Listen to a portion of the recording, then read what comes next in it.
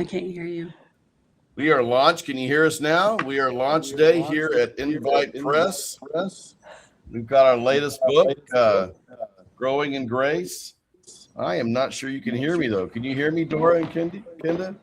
Yes, I can hear you. Okay. All right. Good. Then we are good. We are celebrating your new book. I am so excited about this. Such a gorgeous book. Growing in Grace, a Wesleyan look at grace, fellowship, and mission. Thank you all for your partnership with Invite on this. Thank you so much for asking us to join. We are just so excited about the release of this book. It's just really an honor for us. That's very cool. This is actually something that you all had previously done on your own. Tell us a little bit about the backstory of this work. Well, Dori, I'm sure Dori can hear you.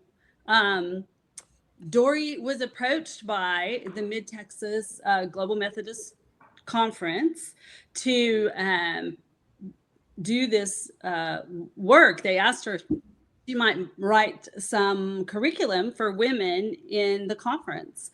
And so she asked me if I'd be happy to help her.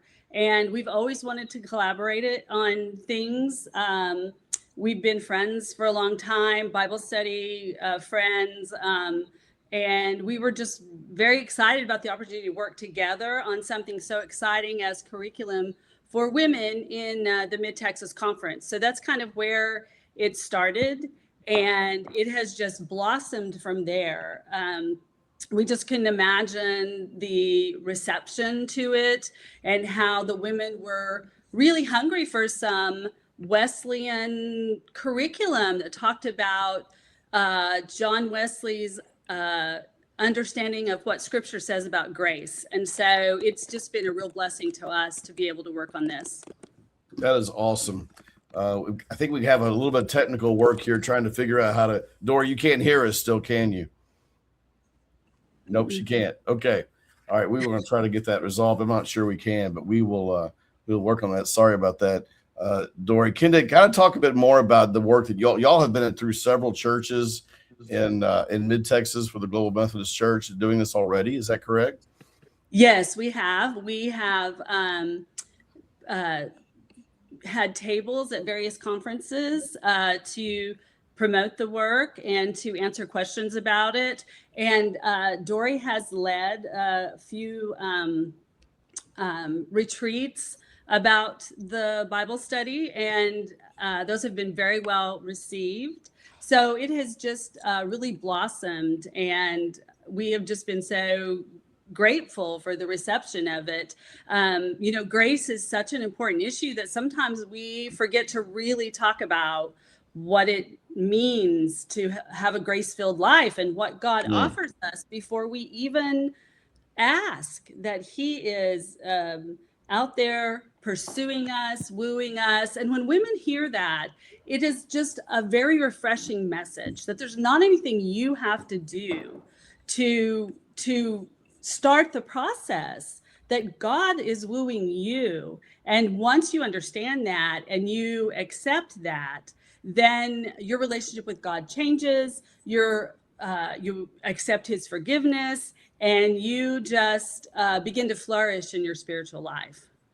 Isn't it wild how grace is honestly so radical that it's hard to accept? It really is. Like we think we have to do something, and it's felt like whenever I've had teaching about this, it seems to be one of the most difficult things is to help people truly understand that grace is truly a gift, and it's not something that you have to do something in response to. Yes, it truly is a gift. And when I read Romans 5:8 for the first time, really sat with it. And that God demonstrates His love for us while we were still sinners. Christ died for us. We weren't perfect. We didn't have it all figured out. We were in the act of sinning, and Christ died for us anyway. So to me, that was just a big game changer in my relationship with grace and with God. Dori, are you in? Can you hear us now? I can hear you. Okay. Yay. Okay. All right. Sorry about all that trouble. So I want to talk about let's talk about the design of the book a little bit. I love the the look of this. We've got kind of these little coloring pages inside, which is something y'all had originally done as well. So here's an example of what it looks like on the inside that we've put together to allow everyone a chance to see those. So talk about why that's kind of a cool part of the experience.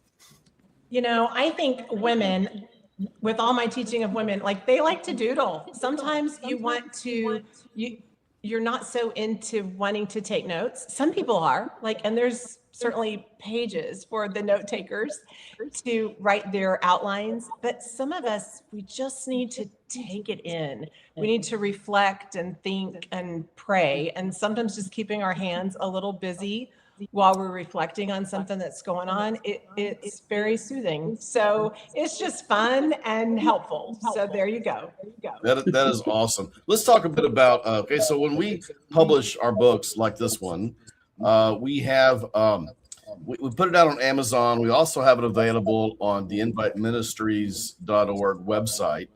And it's really great to be able to get it out, obviously, on Amazon, because if the book's on Amazon, it doesn't even exist. It's just kind of, but also on the Invite site, we've got bulk discounts set up. And this is actually, of course, designed to be with done with groups. And so it's really better to do it that way. Go through the Invite site, because we've got the discount set up. So if somebody wants to buy 10 or 20 or more, then those discounts are set up to do that. So part of launch day is to be able to help people to push it on Amazon for the ranking, but really the best purchasing experience is going to happen through the Invite site. So I want to make sure and outline those things. Okay, so let's talk about kind of hopes and dreams and what you would want to see with the book. Now that it's out there, we've got by the way, Susan Barber says hello, Dori and Kenda on Facebook. So very cool.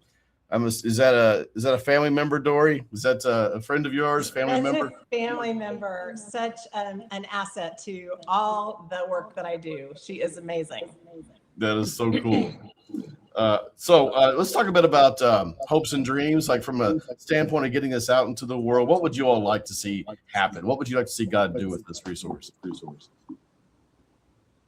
To see women fall in love with Jesus at a deeper level, right? To understand the prevenient grace that I know Kenda has talked about, and to take it to that next level of understanding that they don't have to live morally defeated lives. Like what a blessing to know that you don't have to live in that defeat, but you also, it's not about this achieving perfection in the absolute perfection kind of way that our world tends to define it. So that, and then, there's a lesson on community, Lynn. And so if women became better friends with each other, not just, have you over for lunch, or sometimes I think I put in the curriculum, like gossip about your neighbor friends, right? Because sometimes that's the first place we go in churches, is to go, say some kind of rude thing about someone else that's not quite adhering to what we understand Christianity to be. And instead to have these deep, rich relationships that we have outlined in Wesley, where, the predominant question is like, how is it with your soul? So that we have people walking with each other in this life, because it's hard, life is challenging, and to have some deep, rich relationships that came out of the curriculum that helped women recommit to going, okay, this is a source of grace that I can have if I will but invest myself in the lives of other Christians and open myself up to really be vulnerable and held accountable, and all the things that happen in small groups. Or sometimes, Wesley says this thing to a woman, like she didn't have any groups around her, and he says, well, just find one. You can't stay warm alone. You have to have at least one that you can have these deep, rich conversations with. So that would make me feel like we had just achieved so much when we hear a woman say, oh my gosh, I recommitted. Like, I called my friend. She's across the country, but it's not exactly perfect, But until then, like, we've made a date. We've had women say, I've made a date, like every month I call this friend now, and we have these conversations. So it's that kind of thing that I would love to see just more of. You know, Dori, it's so cool. We're doing more and more workbook related curriculum and material as we publish, because exactly this. I feel like that now in the mid 2020s where we are, we have such a variety of ways to connect, and sometimes they're synchronous and sometimes they're asynchronous. In a book like this, like my younger daughter is a student at Dallas Baptist, and she loves this kind of book at a coffee shop with a single girlfriend. Like the two of them will sit down and go through it together. And one of the beauties of the way this is constructed is that you can experience it in a large group, in a small group, one-on-one, or individuals as well. So I think there's a real level of versatility. And even like you talked about calling across the country. I mean, I could even, this is kind of a crazy thought. I hadn't thought about that till just now, but being able to sit with someone on the phone or through Zoom and work through the book together that way as well. I just think there's a lot of variety and options here in terms of what people can do. Right. And I also think it has all the leaders' instructions in it as well, which I think is really important when you're maybe getting a group together and there are less experienced leaders. It has, directions for things they can do and questions they can ask. And so, and it's kind of all in one. And so that was an important factor in putting that book together. By the way, Betty Ray Barney says hello from Kay and Betty Ray on Facebook right now. So very cool. Y'all have got the fans out in force today. That's very good. Now we have another one coming, right? So let's talk about what's going to be coming down the road with the second book as well. Dori, you want to say something about that? Sure. How can you talk about growing in grace and not talk about what's classically understood as the means of grace? Like, there are these time-honored practices that Christians have invested in that they don't guarantee that we're going to grow in grace by being there, but they have been the ways that God has shown up and his grace has changed and empowered people, right? It's just like think of it as more of like a date with the Holy Spirit, right? So, things like prayer and Bible study, intentionally practicing the presence of God. Those are some of the time-honored means of grace, ways of connecting with God.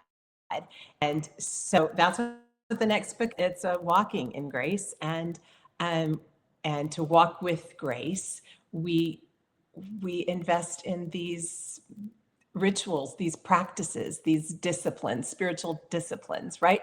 The same way that with your spouse, you invest in a dinner date, right? You invest in taking a walk after dinner and where you actually communicate, Yeah. Oh, I love it. Yeah. And that's scheduled for fall release as well. So, these are designed to be kind of back to back, right? So someone could buy Growing in Grace, then come back this fall and watch for the new release as well.